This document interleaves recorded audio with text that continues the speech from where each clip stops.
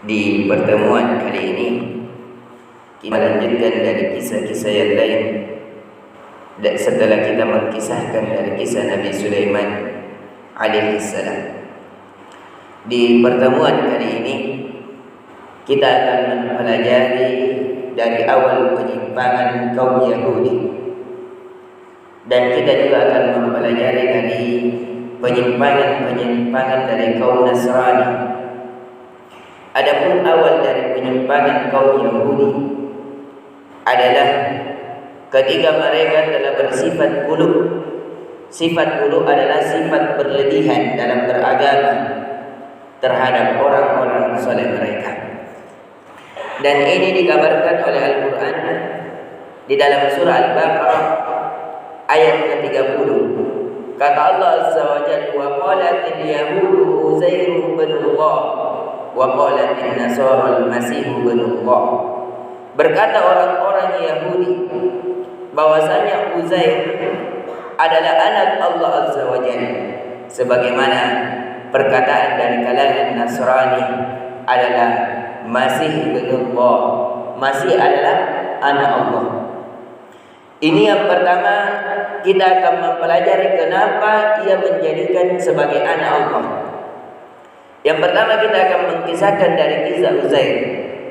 Uzair ini adalah seorang yang alim, seorang yang soleh, yang dimana pernah suatu hari ia keluar di padang pasir, yang melihat banyak di situ tanah-tanah yang kering. Akan tetapi ia diperintahkan untuk menanam sebuah anggur dan yang lainnya. Akan tetapi dia tidak yakin bagaimana Allah bisa menumbuhkan dengan tanah yang kering ini sebuah pohon, artinya sesuatu yang mati bisa hidup kembali. Akhirnya Allah kirimkan malaikat maut mencabut nyawanya dan dihidupkan kembali setelah 100 tahun kemudian. Dan itu dikabarkan di dalam Al-Quran, sebagaimana Allah Azza wa Jalla kabarkan di surah Al-Baqarah ayat 259. Fa'amatahu Allahu mi'ata 'amin thumma ba'atsah qala kam labista qala labistu yawman aw ba'da yawm qala bal labista mi'ata 'amin fanzur ila ta'amika wa syarabika lam yatasanna. Kata Allah Azza wa Jalla di dalam Al-Quran, kami mandikan Uzair ini mi'ata amin, 100 tahun. Tsumma ba'asa, kemudian setelah kematiannya 100 tahun kami bangkitkan dia kembali. Dan ini bukan dongeng-dongeng. Allah memwakilkan seorang hamba 100 tahun. Nanti akan kita kisahkan lebih dahsyat. Dimatikannya Ashabul Kahfi 309 tahun. Dan ada juga yang dimatikan 1000 tahun. Itu mudah bagi Allah menghidupkan sesuatu yang telah mati. Akhirnya Uzair ini setelah dihidupkan selama 100 tahun dia melihat pemandangan yang telah berbeda. Yang dia dulu melihatnya adalah tanah-tanah yang kering yang tidak bisa tumbuh barang-barang padanya. Akhirnya ia melihat sudah sangat hijau, sangat subur sudah. Akhirnya ia kembali kepada kaumnya. Dia kembali ke kampung halamannya dan mereka mengklaim bahwasanya Uzair ini bukan Uzair yang dulu yang mereka kenal. Akhirnya mereka dari kalangan Bani Israel meminta bukti. Apakah betul Uzair ini adalah Uzair yang dulu yang soleh, yang menghafal Taurat? Akhirnya Uzair membuktikan kepada mereka dalam membacakan Taurat. Karena di dalam kaum Yahudi ini sangat terkenal, tidak ada satu makhluk dari kalangan Bani Israel dan seluruh penduduk dunia yang menghafal Taurat kecuali Uzair. Jadi itu sangat sulitnya dihafal Taurat karena bahasanya yang sangat sulit.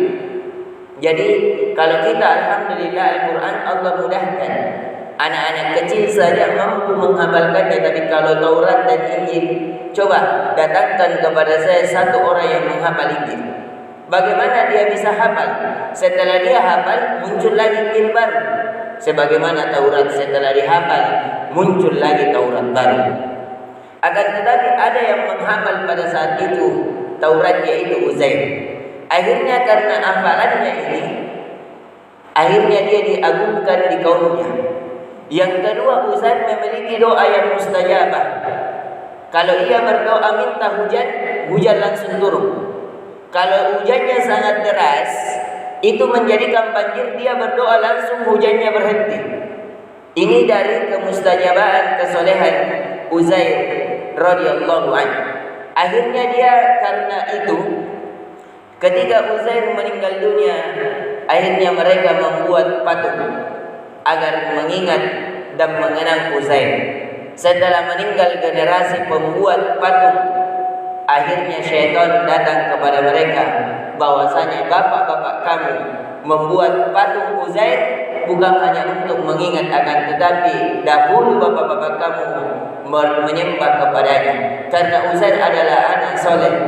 Jadi Uzair, kalau kita yang langsung kepada Allah berdoa, itu tidak dikabulkan, maka berdoalah kepada Uzair agar Allah mengabulkan doa. Dan ini dilarang di dalam agama kita. Seseorang menjadikan seorang hamba wasilah dalam doa tidak boleh. Kepada kuburan, kepada wali-wali, kepada Uzair sekalipun. Ini yang dari kisah awal penyimpangan kaum Yahudi. Sekali lagi di pertemuan kali ini yang kita mengambil faedah di dalamnya bahwasanya sebab penyimpangan kaum Yahudi karena sifat berlebihan terhadap orang yang soleh, akhirnya, dan sebab yang kedua adalah awal dari penyimpangan mereka, syaitan yang memperindah amalan mereka. Yang pertama dijadikan patung terlebih awal, tapi tidak dianggap Tuhan. Akhirnya setelah mati generasi yang menjadikan sebab hanya mengingat, akhirnya syaitan datang kembali dan menjadikannya sebagai Tuhan. Dan akhirnya disembahlah Uzair hingga hari ini. Dan begitu pula dari kalangan kaum Nasrani sama. Awalnya Isa bin Maryam itu tidak dianggap Tuhan, dibuat saja patungnya supaya dikenal. Setelah meninggal generasi yang mengenal, datanglah generasi, bapak-bapak kita bukan hanya mengenal, tapi ia menyembah patung ini. Akhirnya setelah itu begitu juga Yusuf dan selainnya dari orang-orang yang soleh yang ada. Akhirnya setelah itu syaitan menyesatkan mereka dengan kesesatan yang sangat jauh. Tapi akan tetapi kita ingatkan, tidak semua dari kalangan Yahudi, begitu pula tidak semua dari kalangan Nasrani. Karena kalangan Yahudi terpecah belah menjadi 72 golongan, dan sedangkan kalangan Nasrani terpecah menjadi 72 atau 71 golongan. Ini yang kita ingatkan kembali.